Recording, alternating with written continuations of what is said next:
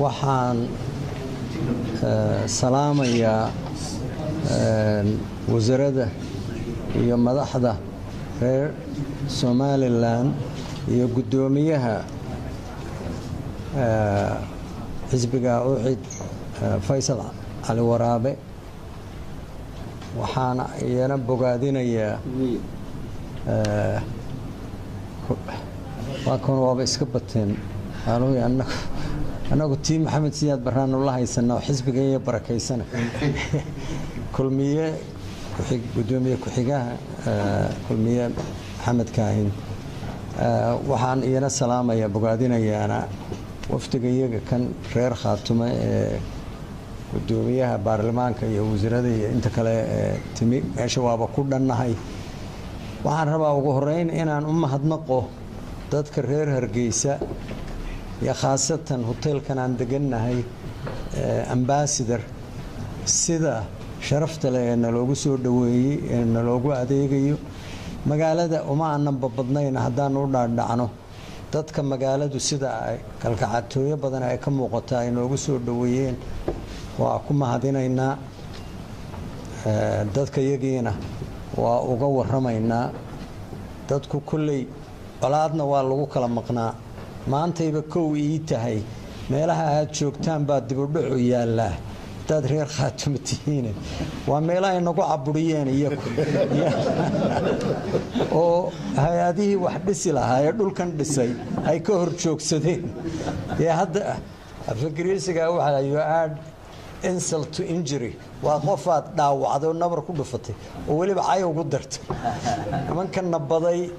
abaarta iyo oodolululka inay haddana nagu eedeeyaan oo yiraahaan meelaha aad joogtaan baa dib u dhac ka yimi insha Allah waa ka bogsoon doonaa dadkuna hadday nabad helaan magaaladan waxaan dhisay ilaa haddaan ka baqayno waxa dhisay dadka dhistay dawladdu maamulka iyo nabadda iyo xaakim iyo meelo hadii la isqabto lagu waarun iyo ciidan arinta gacanta ku hay laakiin dadka haday nabad helaan sidii abuurka u shaqaysanaya wax dhulkooda dhisanaya caruurtooda wax baranaya dawladdu waa inay u facilitate garaysaa ama ay u samaysaa oo rule of law kala dambeynaya sharci jiro ama legal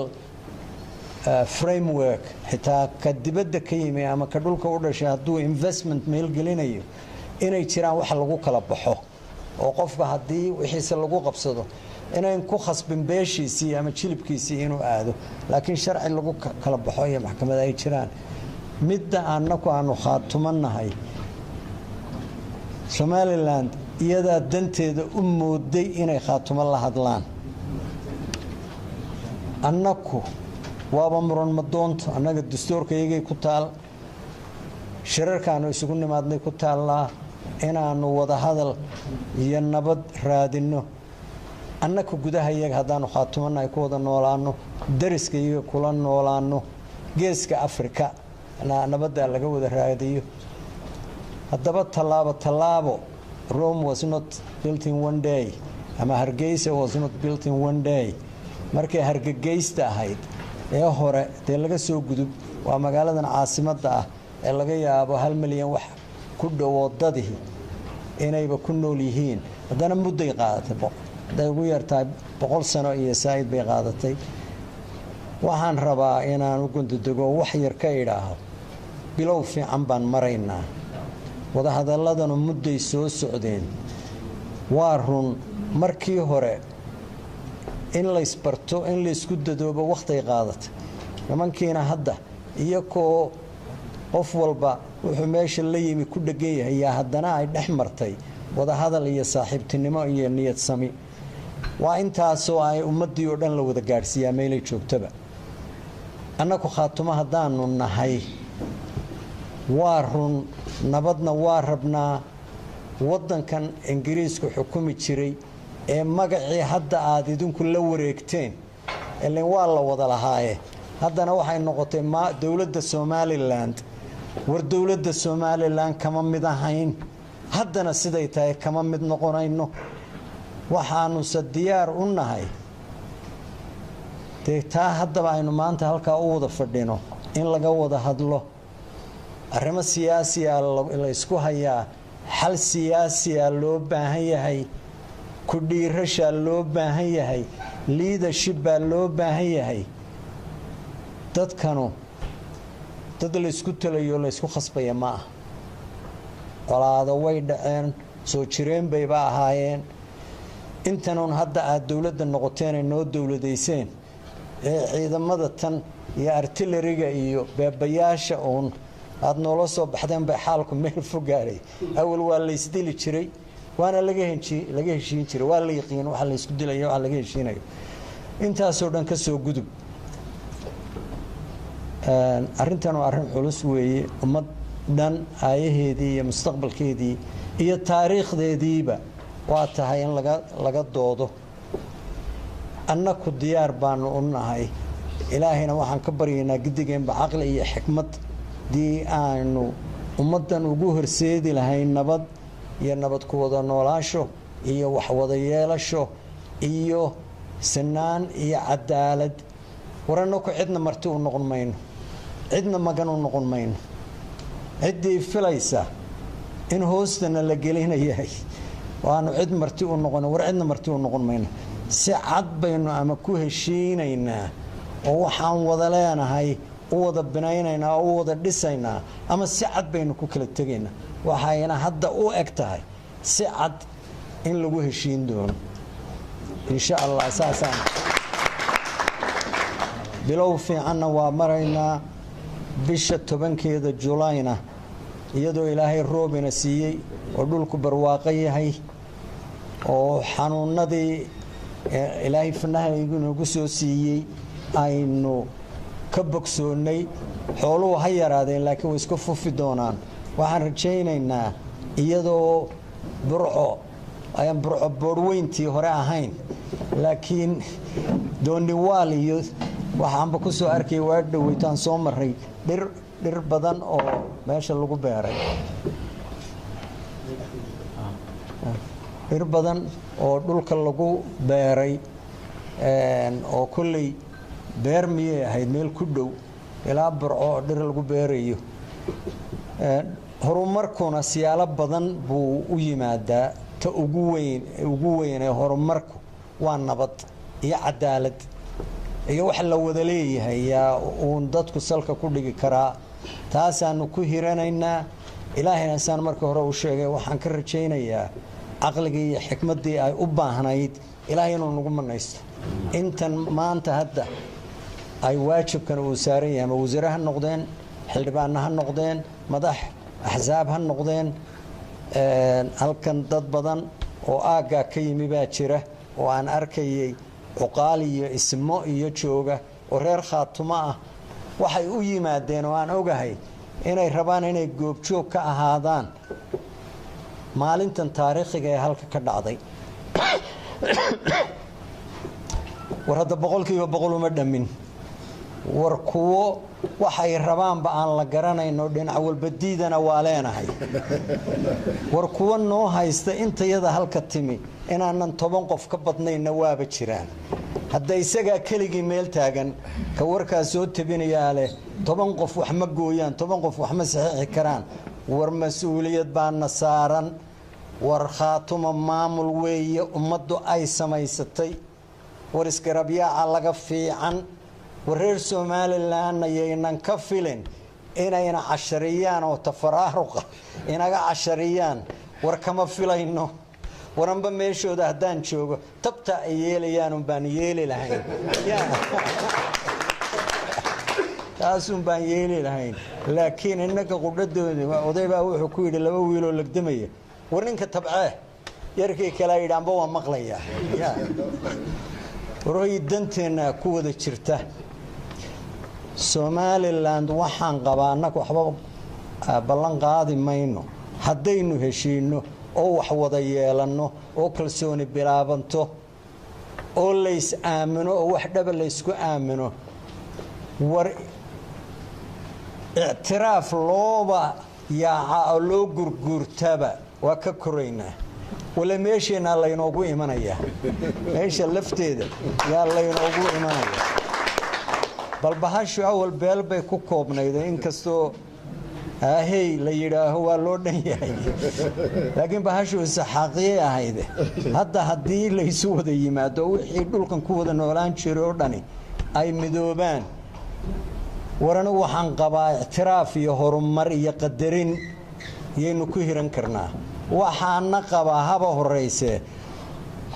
warrajo Soomaaliyeed oo taag ayan ka bilaabmayn wala xamar iyo meel kale iyo muxuu balad weyne iyo gaalkacyo kama bilaabanayso bay dhabana warkeeda bay iska daa waxa hadaba danayna baday aynu ku soo dhawaano hashamadii isma yeesho waxaynu u baahanay waa inoo muuqdaan war dhalinyarada tan halkan tuban ee markay xitaa wax barteen unemployment opportunities haday jirin ulay ka shaqeeyaan dhaqaale ay helaan ay xaas caruur ay guursadaan oo caruur yeeshaan war hadda intaas oo dhan mas'uuliyadda dawladdu way ka saaranta hadda ma aha in iyadu engine noqoto oo tiraa wax walba anaa leh laakiin aqligii iyo foreign investment laws ha noqoto iyo nabad waarta ha noqoto iyo legal framework aan sheegay ha noqoto midda qof kasta hadda annagayba nagu soo ururtay meelkaas oo lama degaan la yiraahdo oo waaba lagu murmayaa la yiraahdo the investment lagu sameeynaya ma jiro hadda tan qudhadeeda ma maqal weli investment ajnabi oo badan oo aan dekada berbera hadda ahayn iyo hawsha halka laga wado hadalka waa ku dheeraaday ramadaan kariim 10kii cashay dambaan joognaa ilaahay waxaan ka baryeynaa inuu laba talaba tii toosan oo yanagu gidigeenba oo hawshanna hadda maamulku ma laha war hawshan shacabka leh war haddaanu doono annagu iska murmi karnaa war waqtiguna waa dheeraan karaa war saxaafadda door weyn bay ku leedahay war saxaafadda wixii hore muqtadiyan aad iskaga ahaydeen nahnu ala diina aabaa'ina iyo kaas waa muqaddas iyo kaas waxa weeye cidii wax ka sheegtaa waa cadow maaragtay qaran war balbahasha rogo oo waxaad xagga nabadda iyo wanaaga iyo isdhexgalka iyo wax wada yeelashada iyo barnaamijyo iyo maskax furan ku aada shacabka dalkan joogaana ee Soomaaliland aad idinku hadda tihiin joogaana waxaan ku kalsoonahay inay yihiin dad shaqaysan kara horumar samayn kara geeska Afrikana ka dhex muuqan kara hadaynan inaku is soo xidhin oo inaku isla tacaalin ana waxaan qabaa generation ka hadda dhalinyarada jooga ama kuway dhalaan hadii nabad iyo reerku uu dego oo cadaalad iyo sinaan iyo qofka ibn aadanka inuu xuquuq leeyahay qofka ibn aadanka inuu xuquuq leeyahay oo gabdhuhu xuquuq leeyihiin hadii inta lagu hirto war adduunku hadda meelihii hore investmentka la gelin jiray cidina Japan hadda investment badan uma kaxaynayso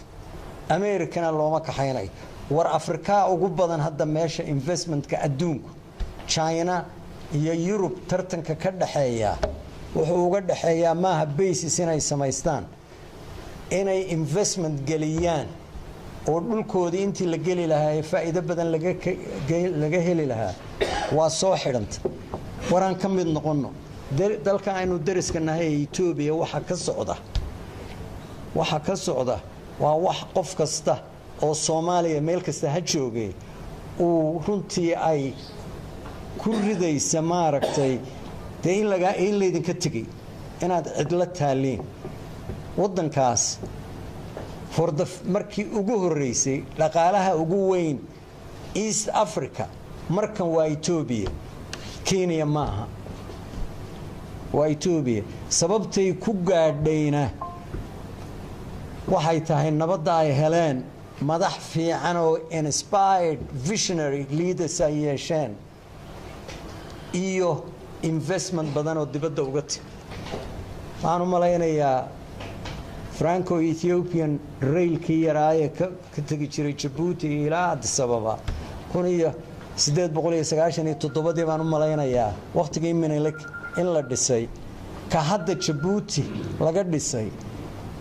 kumaba eka Ethiopia waxa loo wadaa South Sudan Central Africa ilaa West Africa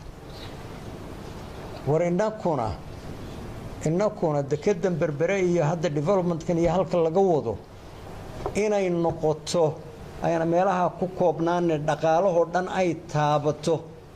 growth rate-ka iyo horumarka ay ka dhex muuqdaan wuxuuna dad yar oo kooban inay yeelan dadweynuhu inay dhaqaalaha iyo horumarka la gaaray ay wax weyn ku yeeshaan oo ay justice iyo cadaaladdu maaha xagga siyaasadda xagga dhaqaalaha ka sii dara aad iyo aad baad u mahadsantihiin waxaan inoo wada rajaynayaana midhayn sheekhaaba ducayn doonee waxaan anigu intayda yar waayadan roobun baan u ducayn jiray roobkiina ilaahay ama coincidence baan noqdo oo marmarka qaarkood watermankan sii fiirin jiray maalmaha ay ugu dhowdahay roob marka waxaan inoo rajaynayaa ilaahay inooga rajaynayaa laba talaba tiir roob inuu artayno aynu saarno aad iyo aad baad u mahadsantihiin wabilaahi tawfiiq